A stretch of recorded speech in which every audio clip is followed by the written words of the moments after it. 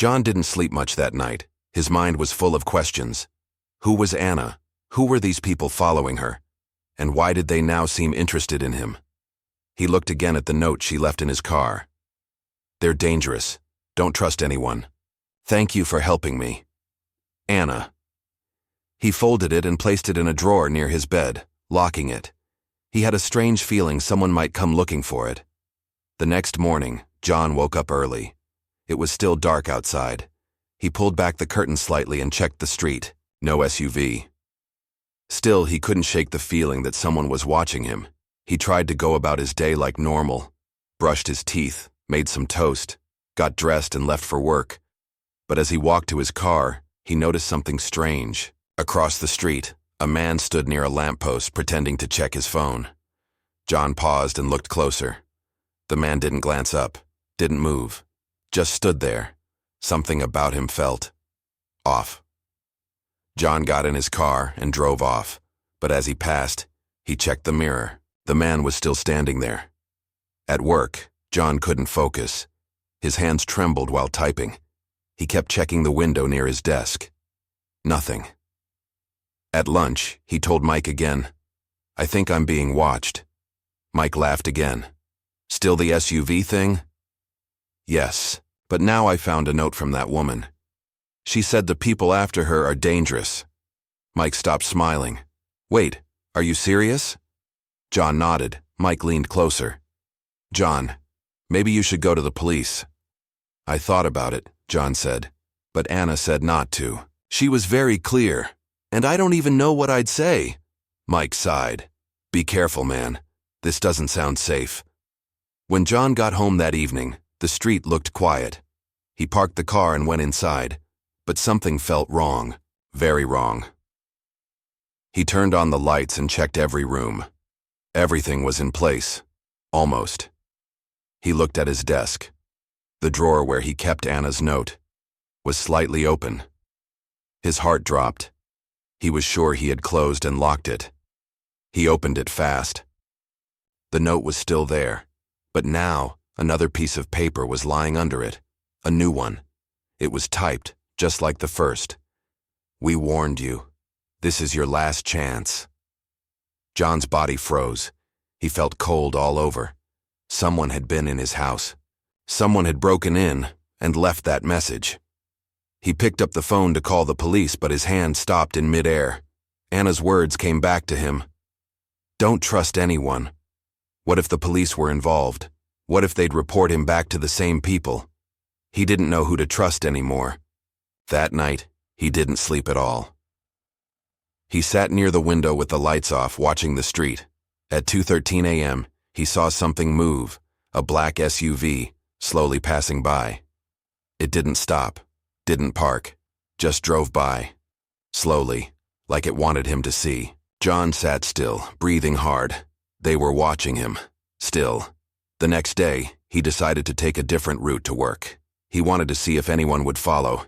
He made random turns, took side roads, pulled into a gas station for no reason.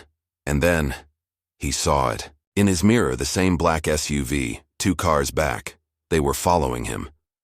He waited until a red light and then pulled over quickly, jumped out, and walked into a crowded coffee shop.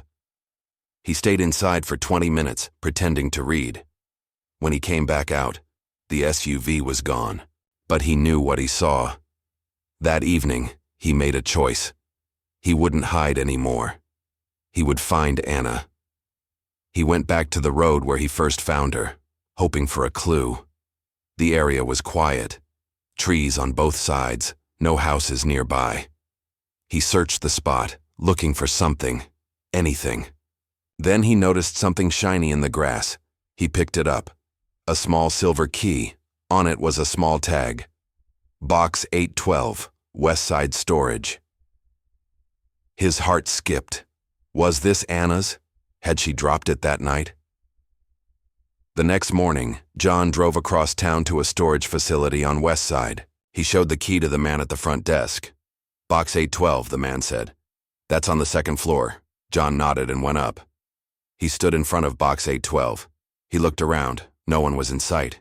He put the key in the lock. It opened. Inside was a small metal box, and inside that, photos, papers, and a USB stick. He grabbed everything and locked the door again. He rushed home, heart beating fast. Back at home, he turned on his laptop and plugged in the USB. It was full of files.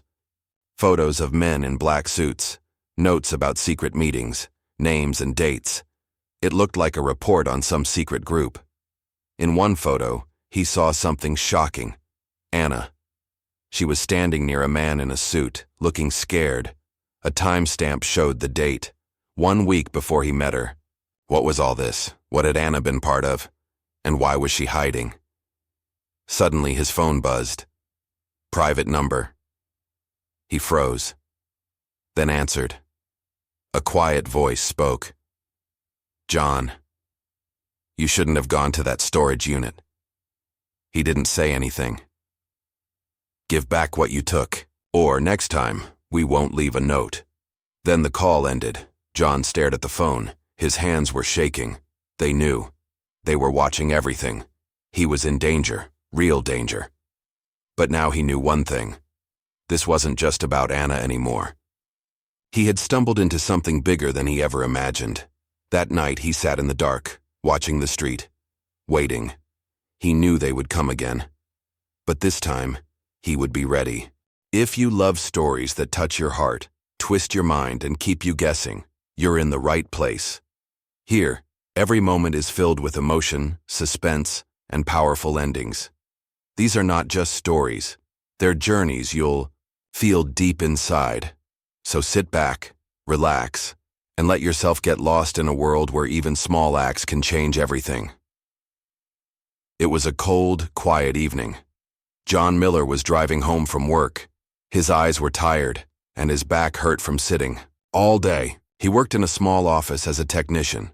Nothing exciting ever happened in his life. He lived alone in a quiet neighborhood far from the city. Every day looked the same. Go to work, come back, eat dinner, watch TV, sleep. That was it. But, that evening, something strange happened. As John drove down an empty road outside town, he saw a small car stopped on the side. The front tire was flat.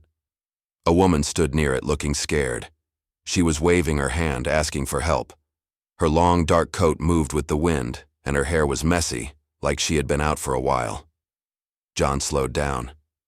He looked around. No, other cars were nearby. He stopped his car a few feet away and got out. Do you need help? He asked, walking toward her. The woman looked up. Her face was pale, and her eyes were wide. She looked nervous, like she had seen something scary. Yes, please, my tire is flat. I don't know how to change it, she said softly. John nodded. Don't worry, I can do it. He opened the trunk of her car and found the tools and spare tire. As he began working, he noticed something strange. The woman kept looking over her shoulder. She wasn't just nervous. She was afraid. Is everything okay? John asked. She hesitated. I think someone was following me. John looked up, scanning the road. It was empty. The sky was turning dark. Do you want me to call the police? He asked. No, she said quickly. Please, no police. That answer made John pause, but he didn't ask more. Maybe she had a reason. Maybe it was a personal problem. He finished changing the tire in 10 minutes. There you go, he said, standing up and wiping his hands. She looked at him, her eyes soft but full of something he couldn't understand. Sadness, maybe. Thank you, she whispered. You're very kind. Most people just drive away. John smiled. It's nothing. Just be careful. She opened the car door but stopped. My name is Anna, she said. What's yours? John, he replied. Anna gave a small smile. Be safe, John. Then she got in and drove away fast, like she was running from something. John stood there for a few seconds, feeling confused. Something about Anna didn't feel normal. But he shook his head and got in his car. Maybe she was just scared. Maybe. It was nothing.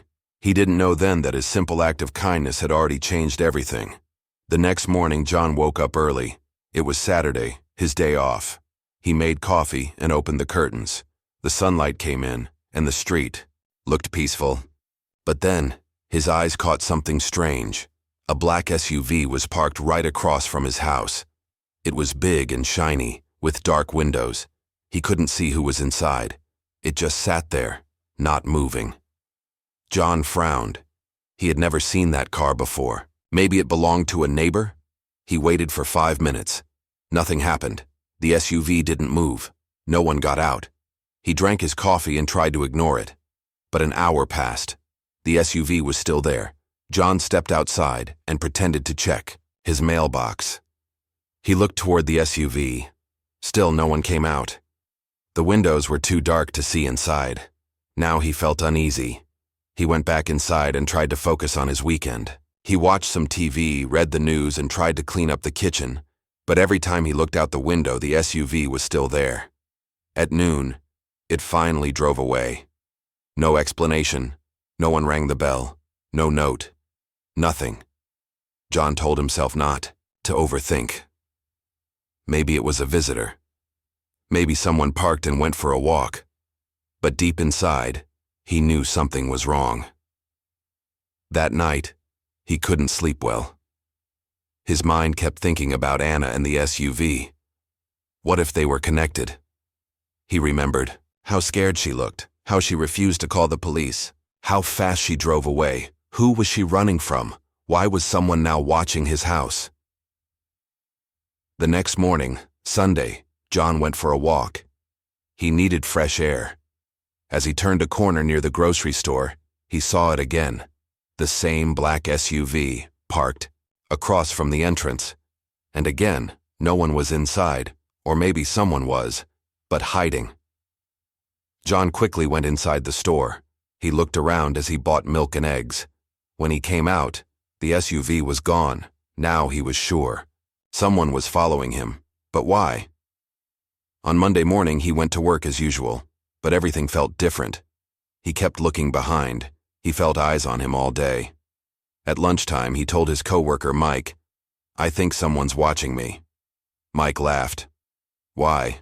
What did you do?" "Nothing," John said. "I just helped a woman change her tire 2 days ago." Mike raised his eyebrow. "That's it?" "Yeah." "But..." She seemed scared. "And now a black SUV keeps showing up." Mike shrugged. Maybe it's just a coincidence, but John didn't believe that anymore.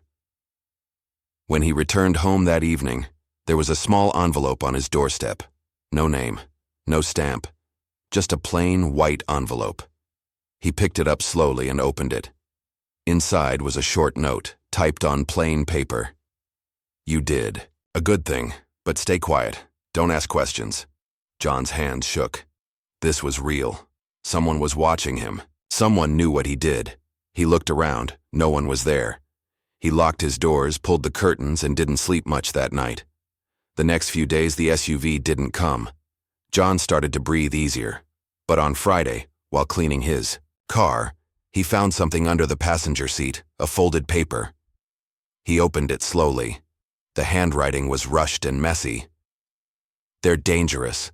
Don't trust anyone. Thank you for helping me." It was signed, Anna. His heart beat faster.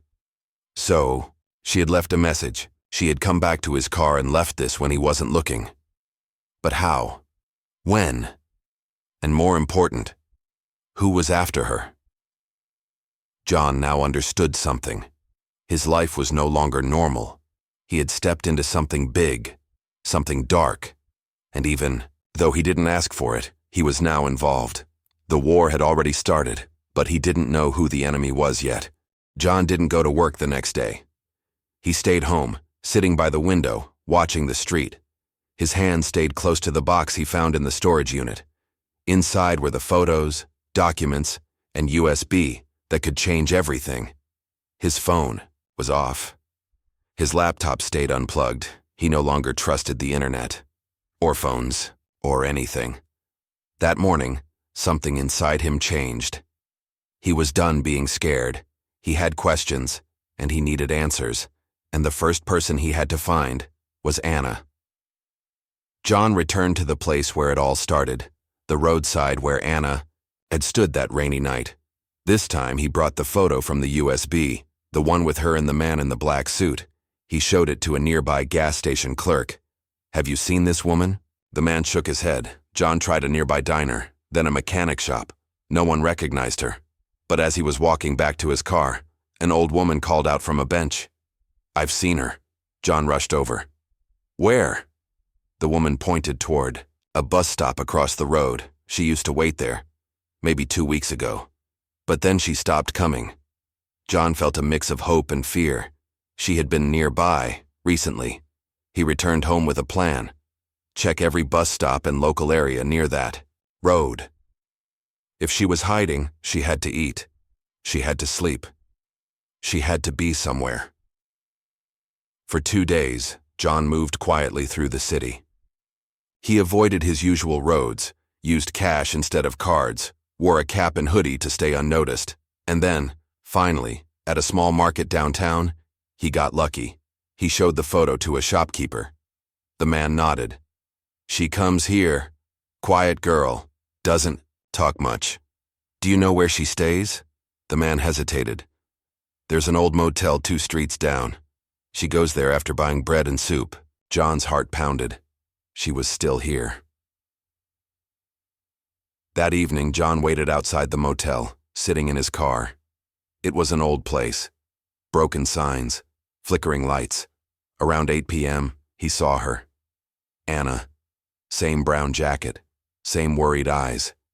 She walked up the steps to the 2nd floor, then disappeared into room 23. John waited for an hour before walking up.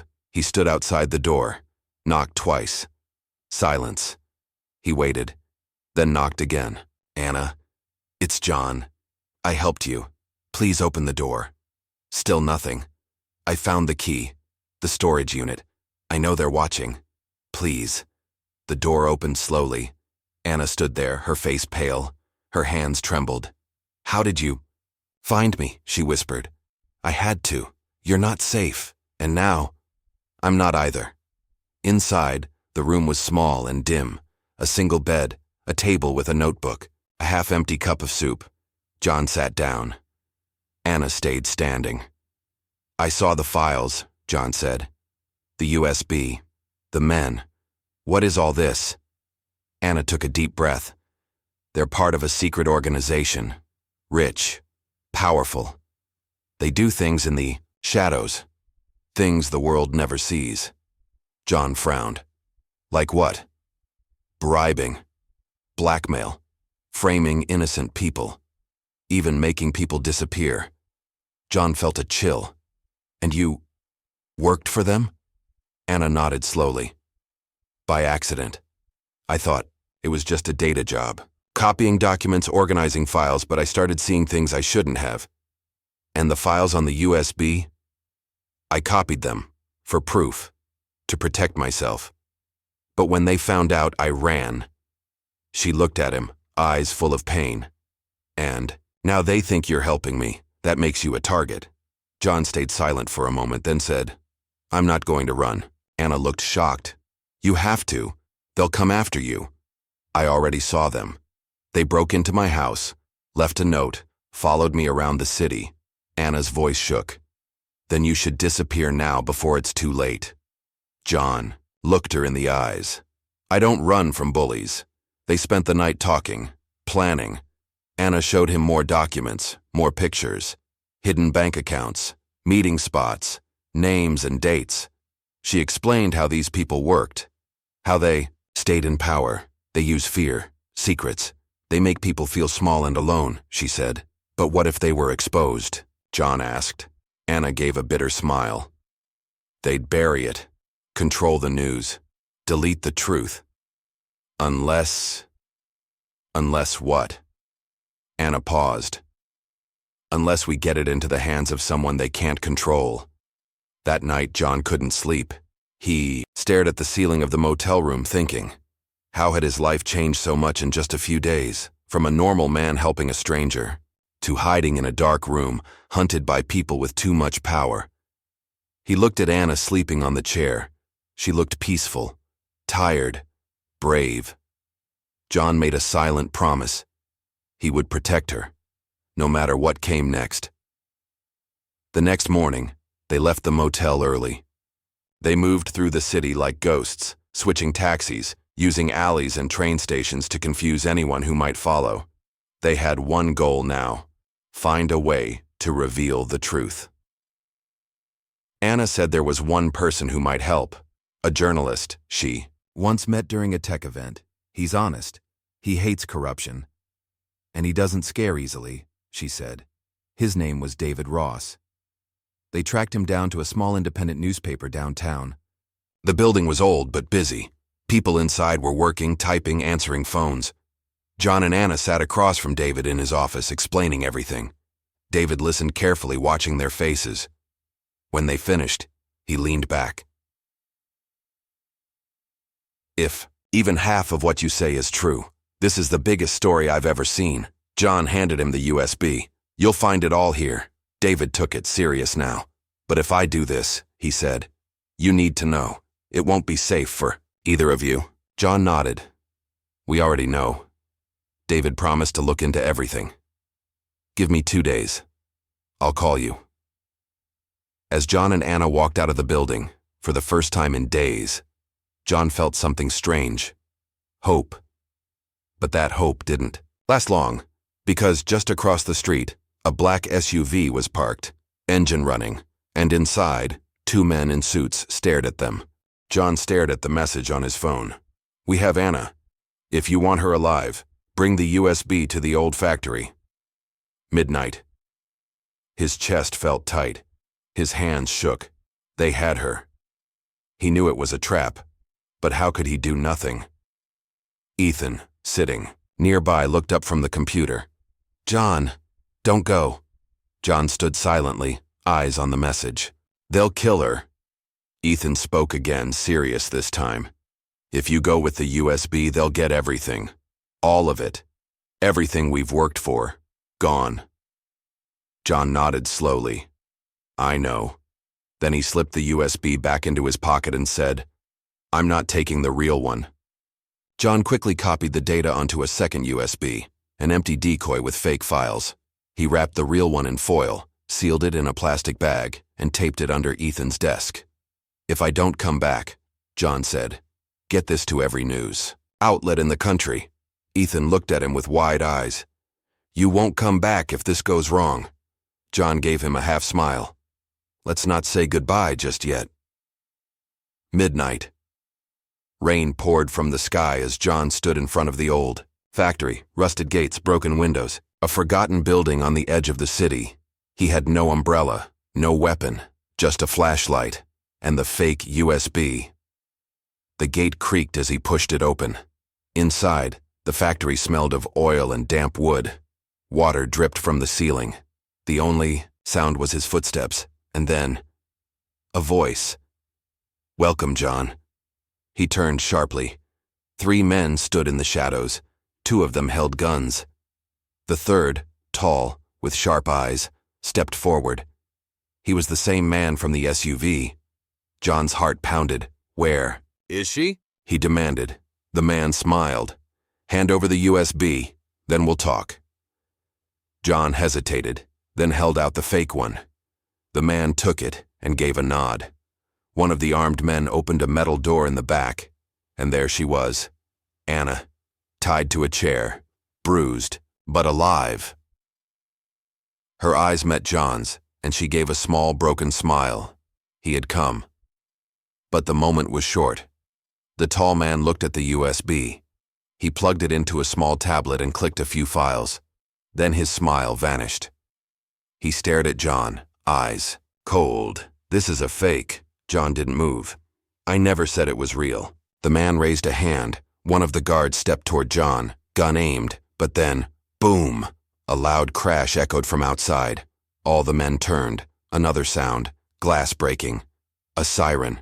The man yelled, It's a trap! Move! John didn't wait. He taught the sea, ran toward Anna as chaos exploded behind him. The guards shouted. Footsteps echoed. John grabbed a wrench from the floor and smashed the ropes holding Anna. Can you run? he asked. She nodded, though limping. Together they ran down a narrow hallway, dodging falling pipes and leaping over debris. The factory was falling apart, and behind them, footsteps followed. They burst through a side door and into the rain. Suddenly, headlights. Ethan's car skidded to a stop in front of them. "Get in," he shouted from the driver's seat. John helped Anna into the back and jumped in. Tires screamed as they sped away. Bullets hit the back bumper, but they were gone. Safe, for now. Inside the car, John looked at Ethan. "How did you know?" Ethan grinned. "I traced the number that texted you. Factory popped up. I had to do something."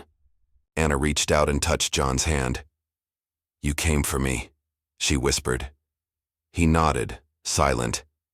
He had risked his life, and he'd do it again. Back at Ethan's apartment, they sat in silence, catching their breath.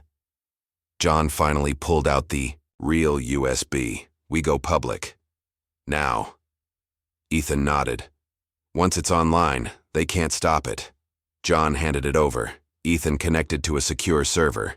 He started uploading the files, each one encrypted, copied to dozens of platforms, hidden in different places. "This will take time," Ethan said. "But once it's done, the whole world will know." Just then, a knock at the door. They froze. 3 quick knocks, then silence. John grabbed a chair. Ethan peeked through the peephole. "It's David." He opened the door. David, the reporter, stepped inside, soaked from rain. "I've been trying to find you," he said, gasping. "They're silencing everyone connected to Anna. My editor was fired. Our office shut down." He looked at John. "Whatever you have, get it out fast." John nodded. "We're almost done." David sat down. "Good, because we may not get another chance." An hour later, the upload was complete. Thousands of people across the world began receiving anonymous files. A wave of truth had been released. It couldn't be stopped. The damage was done. But John knew something else. The people behind this wouldn't just give up. They would strike back, and that meant he, Anna, and Ethan weren't safe yet. Not even close. They had won a battle. But the war had just begun. It had been 2 weeks since the truth went live. The video was still everywhere. News channels, social media, messages between friends and strangers. Some people were angry, some scared, many confused. But one thing was clear. John and his friends had changed everything. Still, they couldn't relax, because deep inside the system, others were watching, and they weren't happy. John now lived in a quiet town, under a new name. So did Anna, Ethan, and David. They didn't live together, but stayed in touch daily. New phones, new homes. Same goal, to make sure the truth stayed alive. One morning, John walked to a small cafe. He wore sunglasses and a cap. He liked this town. Quiet, simple, safe. At least that's what he thought, until he saw the newspaper. The headline read, "Whistleblower's lawyer found dead in his apartment." John froze.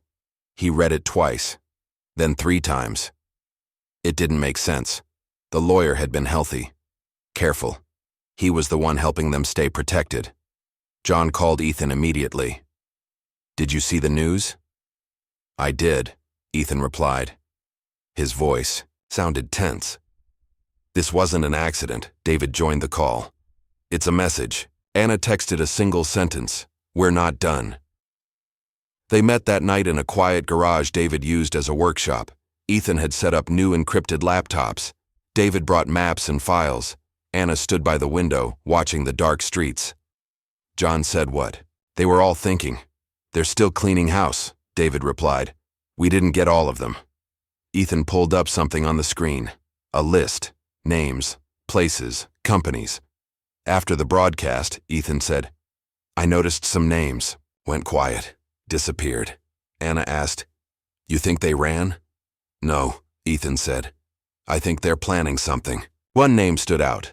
Lance Morrow, a retired general, never appeared in public, but mentioned in 3 of the secret files John had leaked.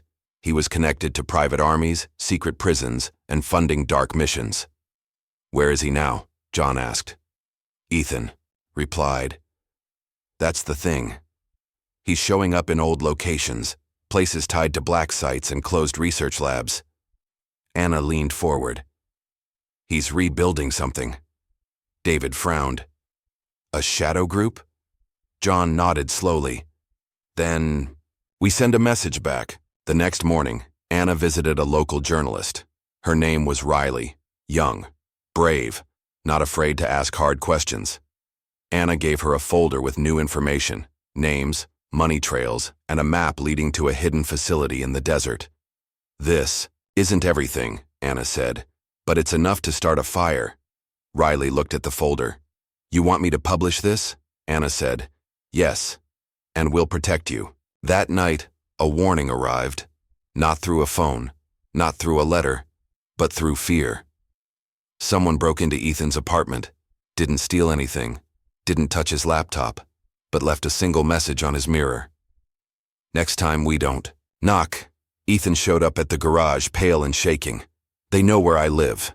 David was angry. They're playing dirty again. John looked around at his friends. Then we stopped warning people. We hit first. They decided to follow. The map Anna had given Riley, a closed government building in the Nevada desert. It used to be a weather station. Now, they weren't sure. But satellite images showed trucks, guards, and something being built underground. They prepared for the trip. Ethan packed drones and camera gear. David brought radio jammers and tools. Anna carried first aid kits and backup drives. John brought a message of his own, a second confession video, ready to go live if anything happened to them. The desert was dry and endless. They parked 2 miles away and walked in silence. Only the sound of wind and crunching sand. Ethan flew a drone above the facility. There's a tunnel entrance behind the rocks, he said. We can sneak in. Anna asked, Are we sure we want to do this? John replied, We have to. Inside the facility, it was cold and dim. Metal walls, cameras, heavy doors. They moved slowly, using shadows. Guards passed near them, but didn't see them. David used a tool to disable cameras one by one. They reached a hallway with strange rooms. Inside one, files, papers, plans. Inside another, screens showing faces, their faces. Anna whispered, They're tracking us. John opened a file. It was labeled Phase 2, Global Operations. He read aloud. It talked about silencing more journalists, controlling new media, restarting fear campaigns. Ethan whispered, They're starting over. David grabbed the drives. We copy everything and get out. But as they turned to leave, alarms blared, lights flashed red, guards shouted, Run! John yelled. They split down different paths. Ethan dove behind a pipe room. Anna slid under a table. David kicked open a door to a side exit. John sprinted toward the tunnel. But behind him, footsteps. Fast. Heavy. One guard saw him, raised a gun. But then, a loud crack. The guard fell. Anna stood behind him, holding a pipe. Let's go, she shouted. They reached the surface, panting and sweating. That night, Riley published the story. She used the footage from the drone, photos of the files, voices from the team, altered for safety. It went viral. Again. The world saw it. Again. And this time. They listened. Protests began in cities. New leaders stepped forward, and the system began to shift, one small piece at a time. A week later, John sat in the same cafe. Same table. New headline. Shadow Project shuts down. Officials under investigation. He smiled faintly, then noticed something on the table. A napkin. Someone had written a note. This is not the end. He looked up, but no one was there. He folded the napkin and walked away. The morning air felt cold, even though the sun was rising over the quiet town. John sat in his room, staring at the napkin left on his cafe table. This is not the end. The words were written in neat, block letters. No name, no clue who left. Yet he knew what it meant. Someone was still watching, still waiting. That same morning, Ethan received a strange email. No subject, no message, just a single video attachment. He opened it carefully on a secure computer. The video showed Anna sitting alone in a dark room, tied to a chair. She looked bruised, scared, but alive. A voice came through. "You played your move. Now it's our turn." Ethan froze. Then he called John. They met again in David's garage. The air was heavy with panic. "She's gone," Ethan said. "They took her." David paced back and forth. "How? We were being careful." John stared at the wall. "They used the article, the attention. We got too loud." Ethan played the video again. There were no signs showing where she was. No windows, no location hints, just a black background. But John noticed something. "Pause it." He leaned in. Rewound 5 seconds. "There, that sound. Did you hear that?" Ethan turned up the volume. A faint train horn. David's eyes widened. "There's only one active railway near here. The one through Greystone." John nodded. "She's near those old train yards." That night, they left with a plan. John drove. Ethan brought the drone again and hacked camera feeds. David packed a small EMP to knock out surveillance. They had one goal: bring Anna back, but none of them knew. This was a trap.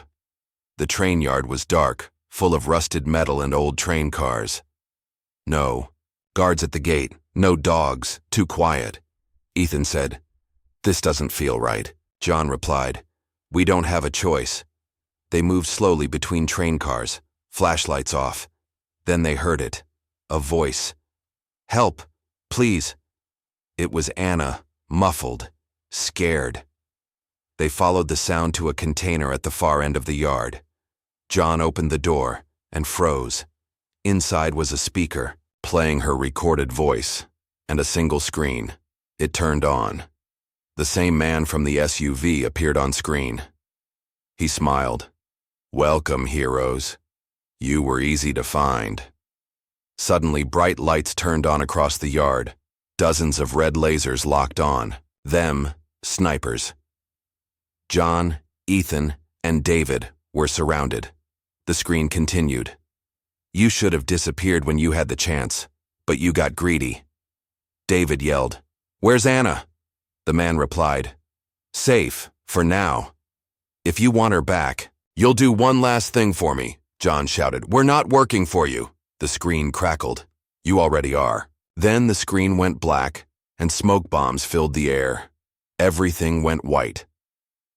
When John woke up, his hands were tied. He was inside a large room, concrete floors, no windows. Ethan and David lay nearby, still unconscious. A man in a black suit stood in front of him. Not the SUV man, someone new. Cold eyes, quiet voice. "You've made powerful enemies," the man said. John asked, "Who are you?" The man replied, "The cleanup crew." He explained the situation clearly. A new version of the system was rising. Smarter, faster, invisible. Anna was alive, but locked somewhere unknown. They would release her only if John, Ethan, and David delivered a message to the world. A lie. They wanted John to appear on camera and claim everything was fake. "Say it was a story. Say you made it up. The world will forget in weeks." John refused. But the man only smiled. "You will, because you don't want her blood on your hands." Then he walked out, and the lights shut off. Later that night, the door opened again. A woman entered, soft steps, calm eyes. She carried food, a bottle of water. She set it down without speaking. John whispered, "Wait, please, help us." She stopped, then spoke softly.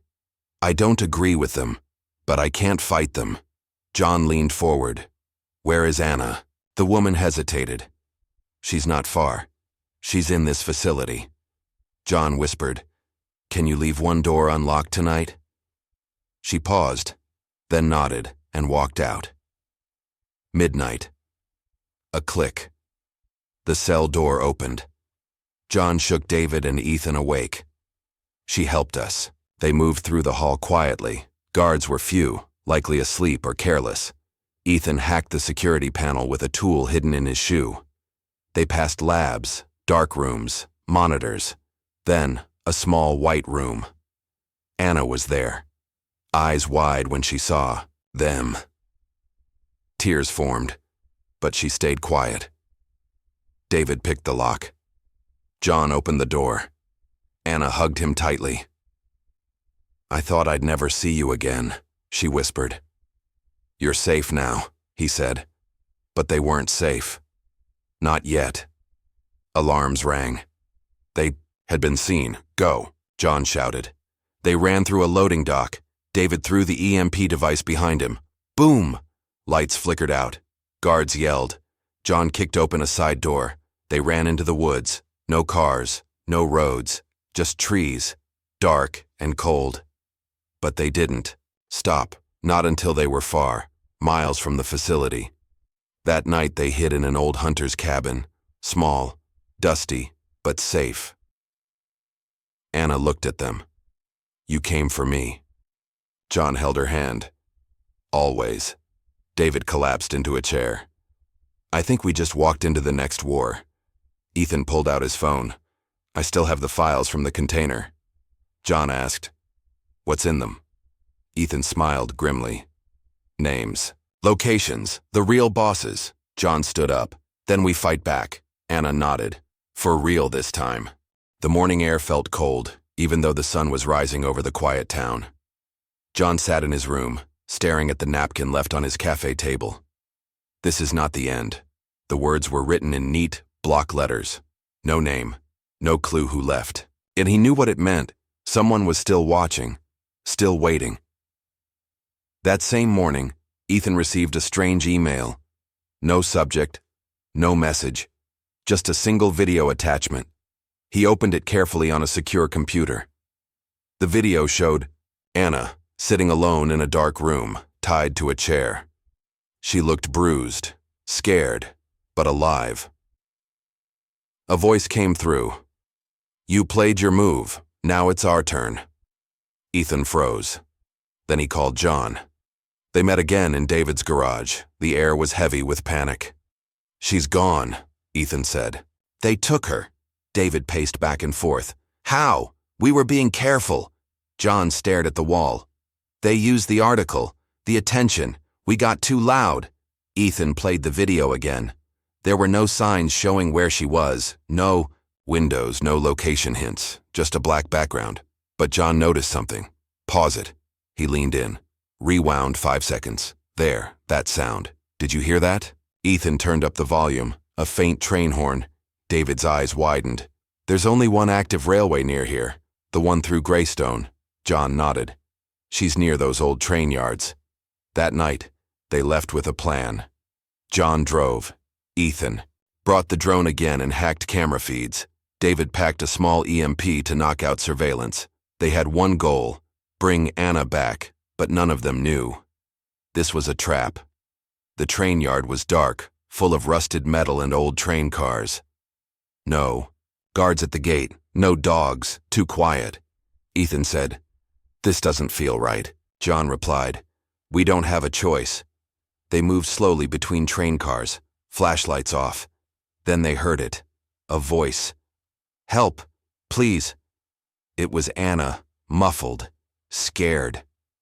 They followed the sound to a container at the far end of the yard. John opened the door and froze. Inside was a speaker, playing her recorded voice, and a single screen. It turned on. The same man from the SUV appeared on screen. He smiled. "Welcome, heroes. You were easy to find." Suddenly, bright lights turned on across the yard. Dozens of red lasers locked on. Them, snipers. John, Ethan, and David were surrounded. The screen continued. "You should have disappeared when you had the chance, but you got greedy." David yelled, "Where's Anna?" The man replied, "Safe, for now. If you want her back, you'll do one last thing for me," John shouted. "We're not working for you." The screen crackled. "You already are." Then the screen went black, and smoke bombs filled the air. Everything went white. When John woke up, his hands were tied. He was inside a large room, concrete floors, no windows.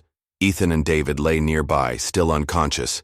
A man in a black suit stood in front of him, not the SUV man, Someone new. Cold eyes. Quiet voice. "You've made powerful enemies," the man said. John asked, "Who are you?" The man replied, "The cleanup crew." He explained the situation clearly. A new version of the system was rising.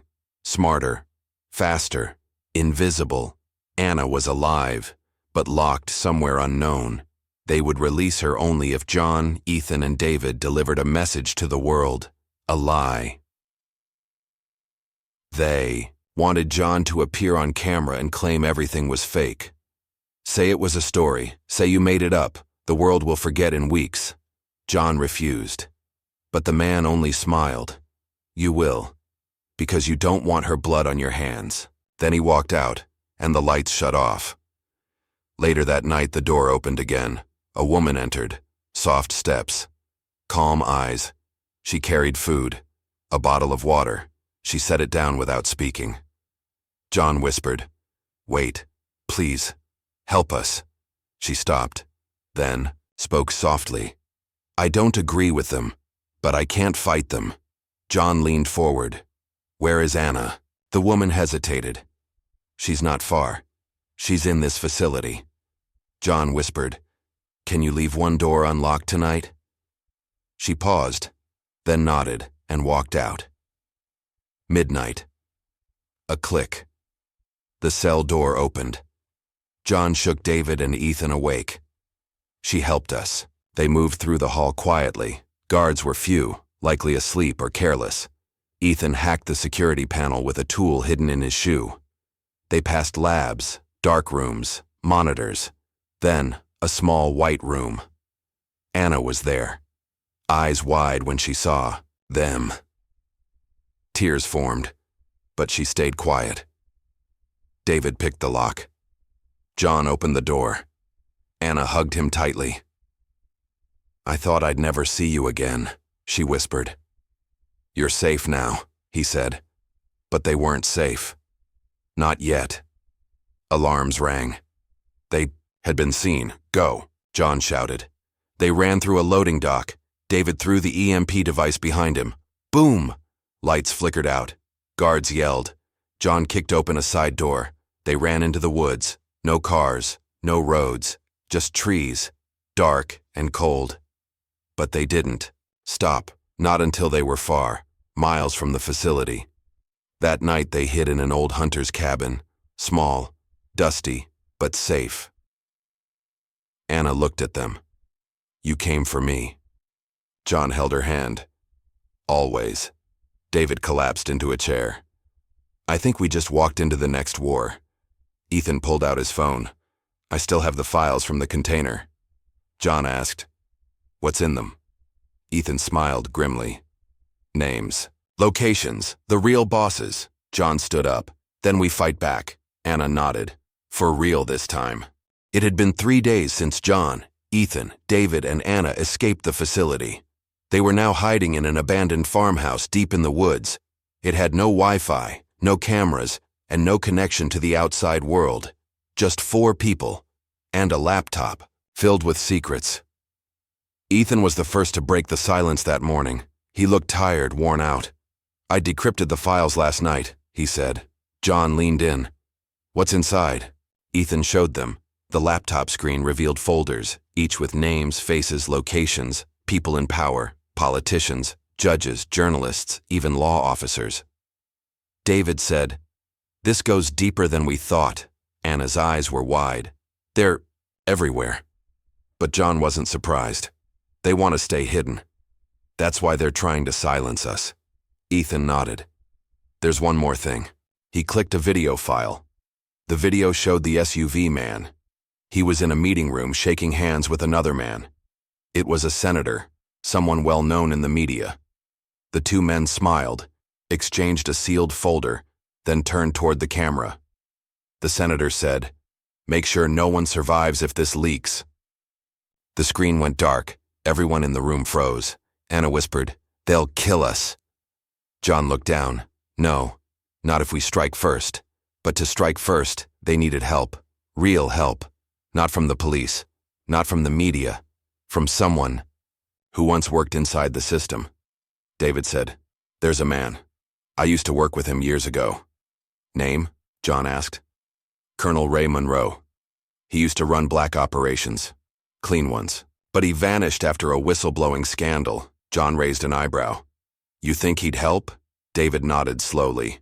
If anyone hates the system more than us, it's him. Later that evening, they used a burner phone to call an old number David remembered. To their surprise, someone picked up, a rough voice. I don't answer dead phones. Who gave you this number? David said calmly. Tell Ray Monroe that his old shadow friend needs a favor. There was silence. Then a beep. 10 minutes later, a new message came. Coordinates. They traveled by night, through back roads and forests. The location led to a remote cabin in the mountains. No lights. No guards. Just a small fire burning in the distance. John knocked on the door. It opened slowly. A tall man stood inside. Gray beard, sharp eyes, military posture. Ray Monroe. David saluted him like a soldier. Monroe looked at the group. You brought the system's most wanted right to my door, he said. John replied, and we brought proof. Monroe's eyes narrowed. Come in. Inside, they showed him everything. The videos, the files, the voice recordings. He sat quietly for a while. Then he said, You're not dealing with just one organization. He tapped the laptop. This is a machine. A global one. Built to crush. Resistance before it breathes. Anna asked, Can it be stopped? Monroe looked her straight in the eye. Yes. But not with hope. With leverage. That night, Monroe made them a deal. I'll help you, he said. But you do exactly as I say. John nodded. What's the plan? Monroe smirked. Let's make the enemy come to us. The next day, a video was leaked online. It showed the senator from the recording, taking money from the SUV man. The video cut just before the audio began. No sound, just the handshake and the envelope. The post read, More coming soon, you can't hide behind suits forever. Within hours, the video went viral. News channels began asking questions. The senator denied everything, but panic spread. Later that night, John received a message on the burner phone. You've made your point. Let's talk. It was from the SUV man he wanted to meet alone. At a silent gas station on Highway 14, Anna said, It's a trap. David said, Of course it is. But Monroe leaned forward. Let's use that. That evening, John drove to the gas station alone. A drone followed from above. David watched from a nearby radio tower. Ethan jammed all surveillance in the area. John arrived right on time. The black SUV was already waiting. The door opened, and the man stepped out. Same suit, same smile. He walked toward John. No mask this time, John said. The man grinned. You've done well, Mr. Carter. Caused quite a storm. John said nothing. The man continued. But you're fighting something bigger than a single group. He paused. You're trying to wake the world. John stared at him. Then why are you here? The man's eyes darkened. To offer a deal. He took out a small drive and held it up. This has the original files you want. Unedited. Real names. Full access. John narrowed his eyes. What do you want for it? The man said calmly. Your silence. You disappear. Leave the country. No more videos. No more leaks. John didn't speak. The man stepped closer. You save your lives. You save the girl. In return, you never speak again. John looked at the drive, then at the man. What if I say no? The man smiled. Then we erase you. And her. Quietly. Forever. Back in the tower, David and Monroe listened. John's voice came through the mic. Deal. Everyone froze. Anna whispered, What is he doing? But Monroe smiled. He's playing it right. The SUV man handed the drive to John, then turned to leave. But just as he reached the door, John said, Oh, and one more thing. The man turned. Click. John snapped a photo. Flash on. Before the man could react, David triggered the drone camera. It streamed everything. The voice, the face, the deal. Broadcasted.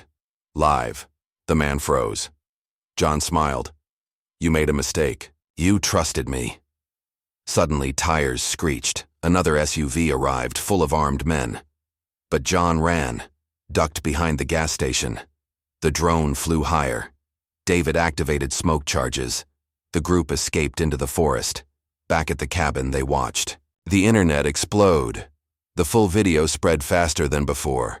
Now, with names, voices, and faces, people demanded answers. The senator resigned. The SUV man's identity was revealed. Former intelligence chief. World governments started investigations, and John's name? It became a symbol of courage, of truth, of resistance. That night, John sat with Anna under the stars. She leaned her head on his shoulder. You were brave back there. He smiled softly. We were all brave. David joined them. Monroe says, we have friends now, quiet ones, people on the inside. Ethan added, we'll keep fighting, smarter this time. John looked at them all, then up at the sky. We've started something that can't be undone. Anna whispered. Good. The group sat quietly in the forest cave, lit by a single candle. The smell of smoke from the burned cabin filled the air. No one spoke for a long time. Anna's voice broke the silence. We can't keep running. John nodded. No, we can't. It's time we fight back, Ethan added. But how? They have everything. Money, power, people. David said, we don't need everything. Just a plan, a smart one. And John already had something in mind. 2 days later, they were hiding in a small abandoned train station outside the city, a safe house. John stood in front of a whiteboard using a marker to draw connections. Everything leads to one man, he said. The one from the SUV. We still don't know his real name, but he's the one controlling it all. Ethan pointed. We know where he works. That tall glass building, downtown.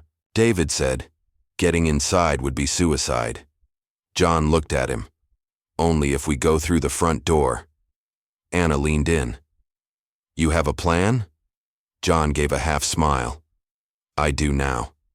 The group spent the next 2 days preparing.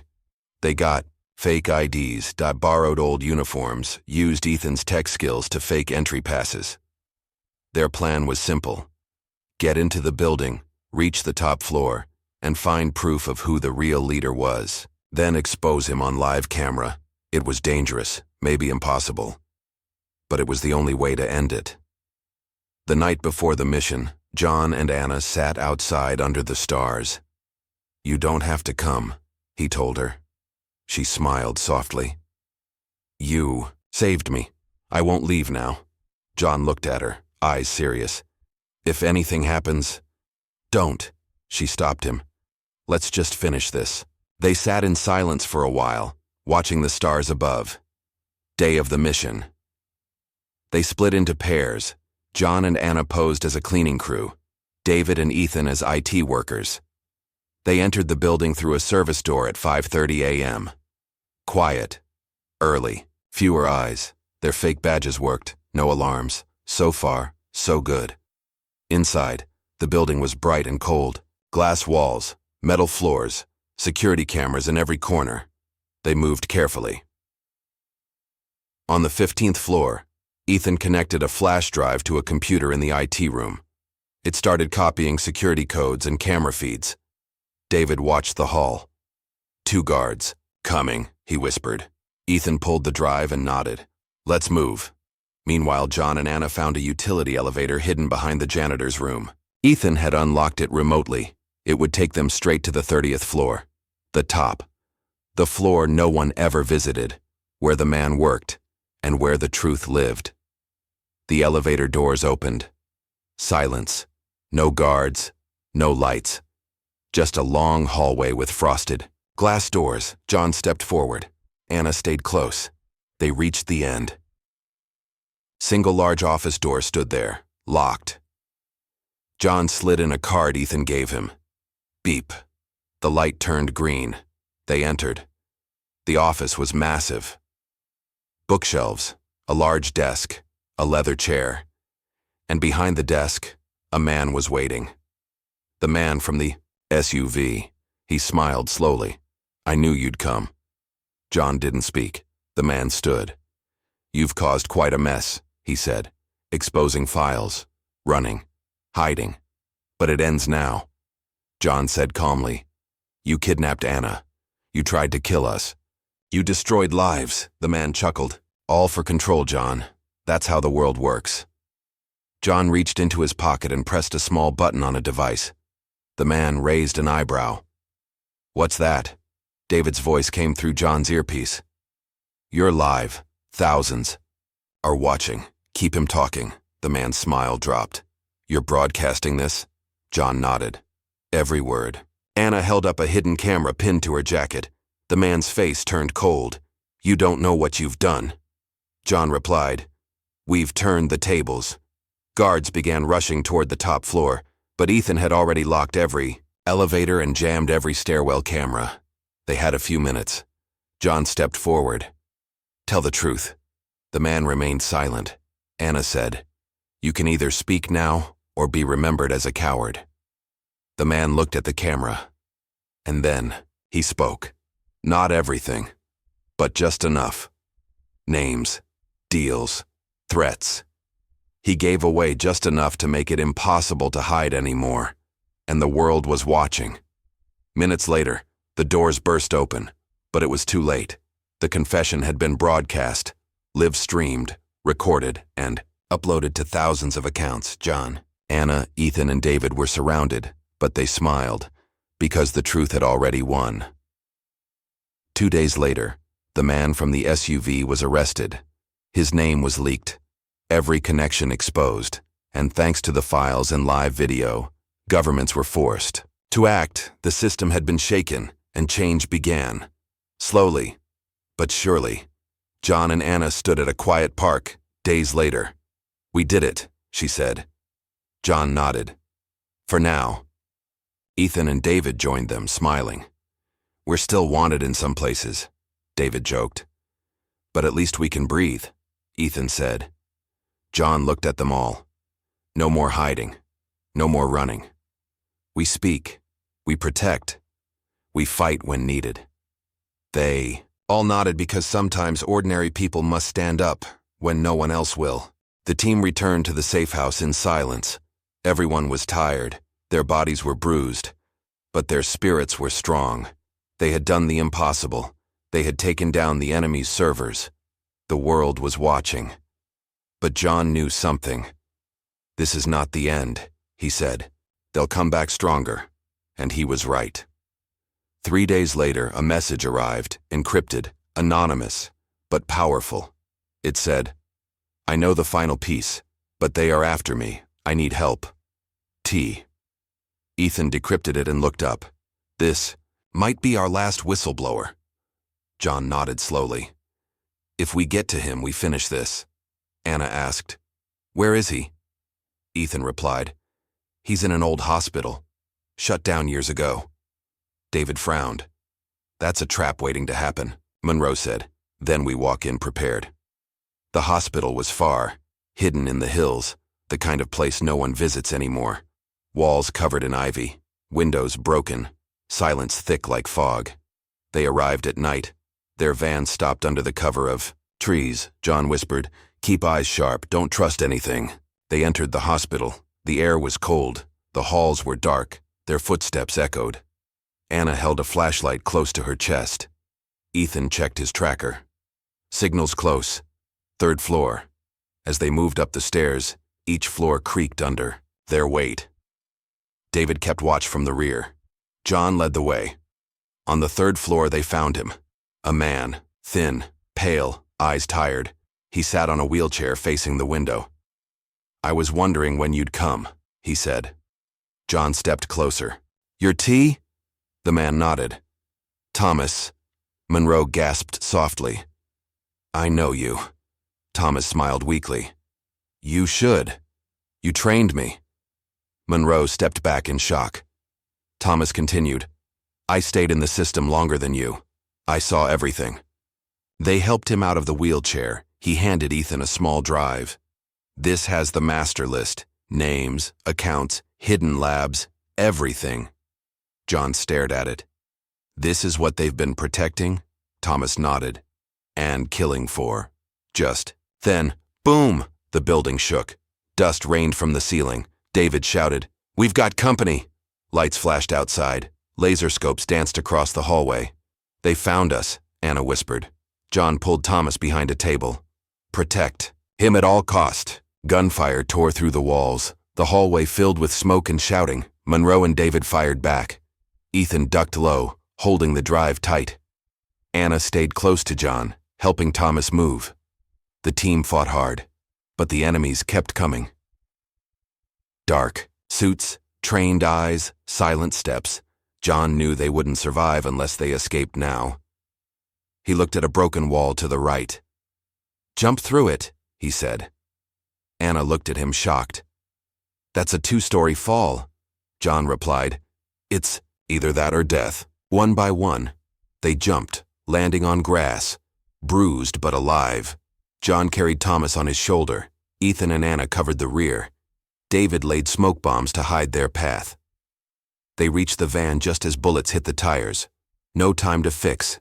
They pushed the van downhill, then jumped inside as it rolled. They disappeared into the darkness.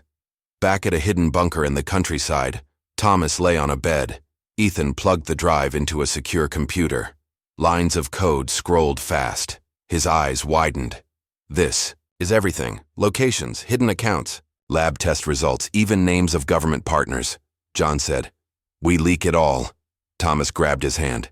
"Before you do, let me tell you something." Everyone gathered around. Thomas whispered, "There's one last plan they have. A global program called Silent Storm." Ethan asked, "What's that?" Thomas looked grave. "They plan to reset digital memory, erase every trace of evidence from the internet, from every country." Monroe's face turned cold. "I heard whispers about it long ago," John said. "So we need to act before they launch it." The group had 48 hours. That's how long the data said was left before Silent Storm went live. Ethan stayed up all night, coding a blocker. David contacted their network of allies, journalists, hackers, and whistleblowers. Anna helped create a live broadcast system. John wrote the message. It was time for the world to see the truth. At 7 p.m., the broadcast began. John stood in front of the camera. Behind him, the team watched silently. He spoke with calm but clear words. "We've been hunted, shot at, silenced, but we're still here, and now we are showing you everything. Names, faces, actions, crimes against the people, hidden truths buried in silence. You deserve to know who's been watching. You, and who's been using that knowledge for power. This is the end of fear, and the beginning of justice." The broadcast showed documents, photos, secret emails. Millions of people watched, and they shared it, over and over again. In less than 3 hours, the world changed. Protests began. Leaders resigned. Secret accounts were frozen. The system cracked. But so did the patience of the people in power. They sent one final message to John, a video. A masked voice said, "This was your last warning. We will come for you, no matter where you run." John looked at the camera and replied calmly, "We don't run anymore." Back in the safe house, Thomas smiled weakly. "You did it," he said. John sat beside him. "No, we did it." Anna nodded. "You gave us the key," Ethan said. "And now the world sees the truth." Monroe stood tall, and they can't unsee it. But outside, far in the dark, a new team gathered, a more dangerous one, and they had one job left, to end what John started. The boat moved slowly across the dark river. Everyone on board stayed quiet. The wind was cold. The stars above felt brighter than before. John stood at the front of the boat, looking back at the land behind them. It was all over, but it didn't feel like victory. Anna sat beside Ethan holding a folded flag. It had Monroe's name written on it. Her eyes were red from crying, but she stayed strong. Ethan whispered, He gave everything. Anna nodded. So did Thomas. David spoke from the back, his voice low. We lost family. But we stopped a monster. They reached the hidden dock of a fishing village. An old friend of Monroe waited there. Her name was Marta, a kind woman with sharp eyes. She led them to a quiet cabin near the hills. No questions, she said. You're safe here. For the first time in weeks, they slept without fear. The next morning, a strange feeling filled the air. Freedom. Ethan opened his laptop and smiled. The Mirror is still online. Millions are reading it. Anna checked the news on a small radio. Protests have started in major cities. World leaders under pressure after truth leaks. The name John Carter trending worldwide. John shook his head. I never wanted to be famous. David replied, You're not famous. You're a symbol. They spent the day remembering, telling stories about Monroe's jokes, Thomas's quiet strength, even laughing a little. It helped them heal, but peace didn't come without a cost. By evening, John sat alone outside.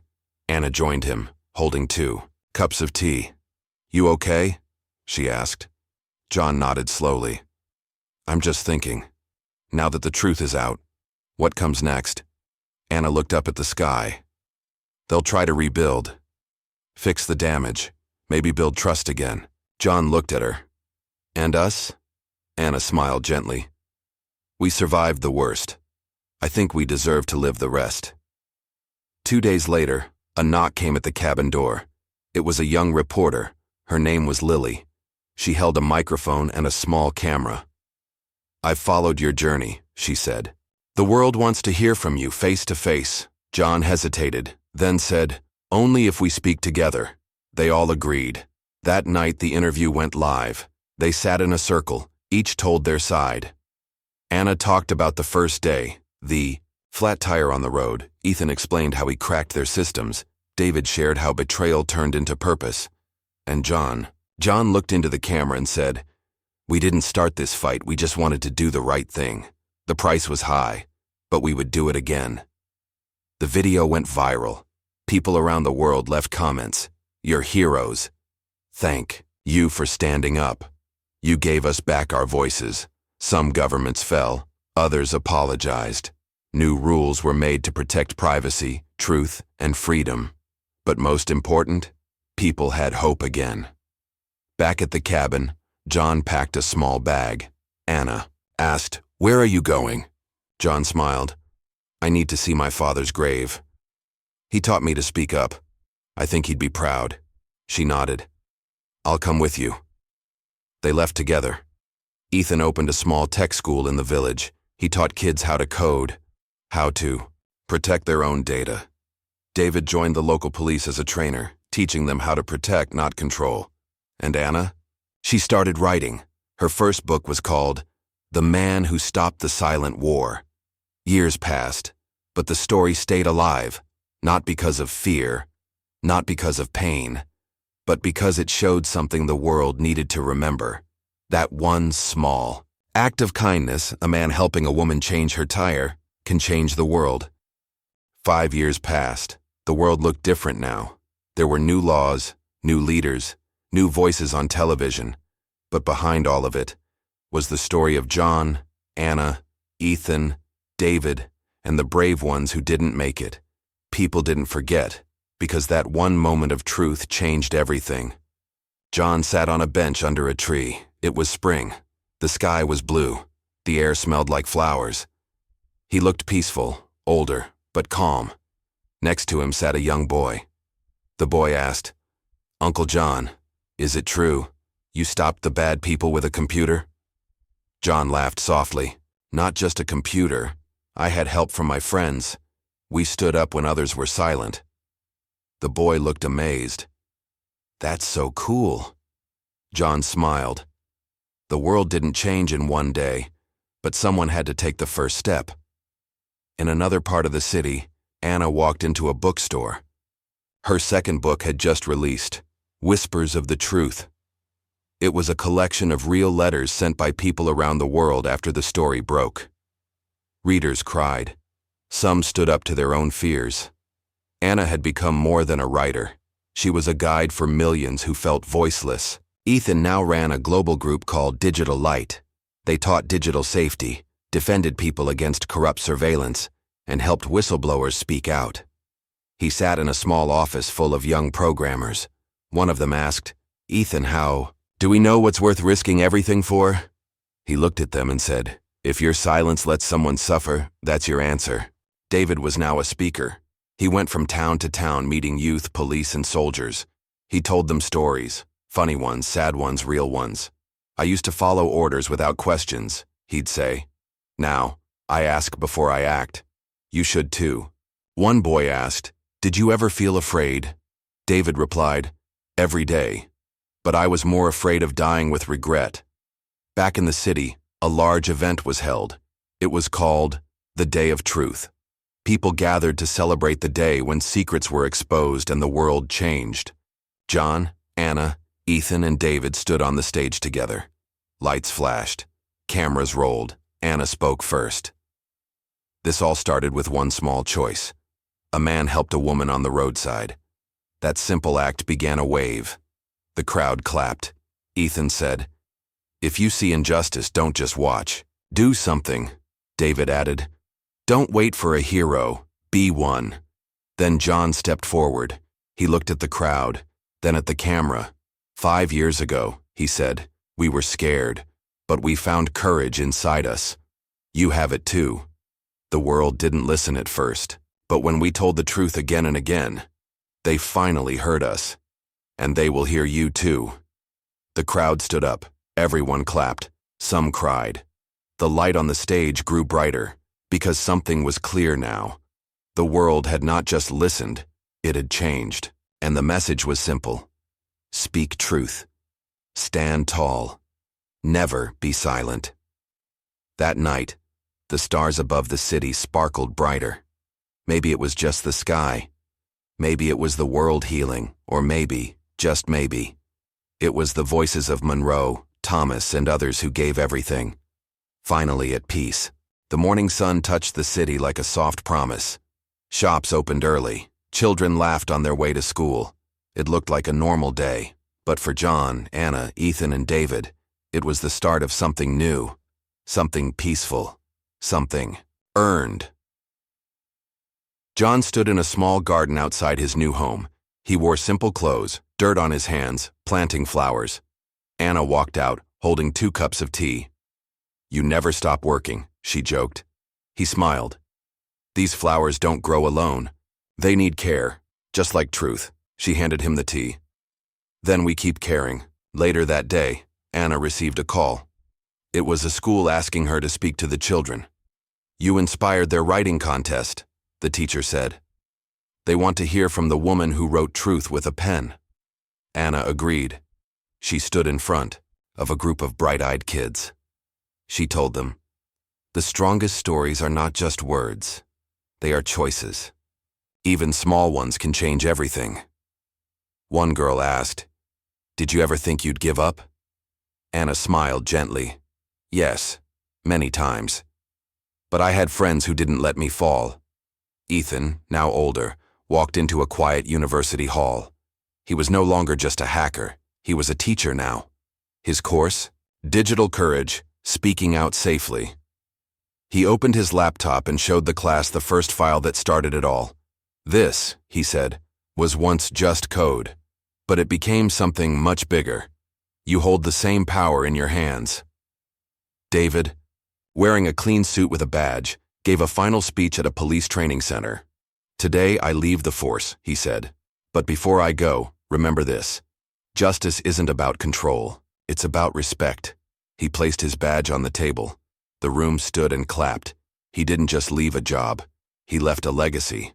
That night, the 4 friends met again. No cameras, no news, just a quiet dinner under hanging lights in a backyard. They laughed. They remembered. They dreamed. John raised his glass and said, "To those we lost." Anna added, "To those we saved." Ethan whispered, "To those still searching." David nodded. "And to us, who never stopped." As they sat together, the world outside kept moving. But something had shifted. People told the truth more often. Governments were careful. Whistleblowers were protected. Children were taught about privacy, honesty, and bravery. The world wasn't perfect, but it was better, because someone once chose to help a stranger on the roadside. That one small act led to a battle, a loss, a message, a movement, and finally, a beginning. Some stories start with chaos, but the best ones end with hope, and so this story closes, not with fear, not with war, but with the simple, powerful truth. Kindness can change the world, one person at a time.